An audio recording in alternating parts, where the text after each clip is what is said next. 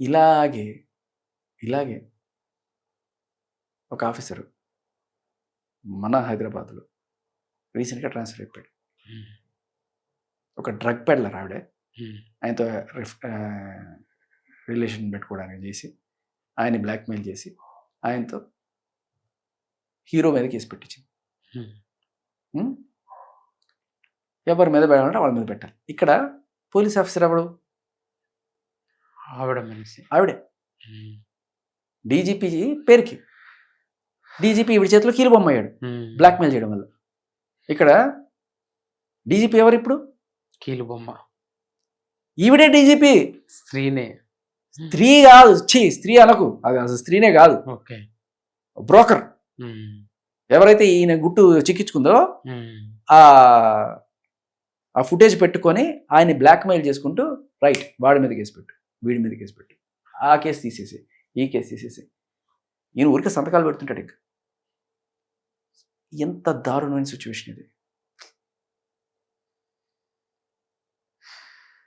So ఇప్పుడు ఈయన చేశాడు మేబీ కొన్నాళ్ళు చేశాడు. ఇంకా నా వల్ల కాదు, ఇది చెయ్యలే, నేను ఇది చేస్తే నేను మొత్తం మునిగిపోతా, చేసి తీరాలి, కుదరదు, ఏం చేస్తావు అంటే సరే ఏం చేస్తావు, ఇదిగో ఇది బయటకి ఇస్తావు, ఇది చూద్దాం అంటే ఇవ్వడనే అనుకుని ఉంటాడు. ఆయన డీజీపీ కదా, నా పవర్ ఉంటుంది ఏదో అనుకుని ఉంటాడు.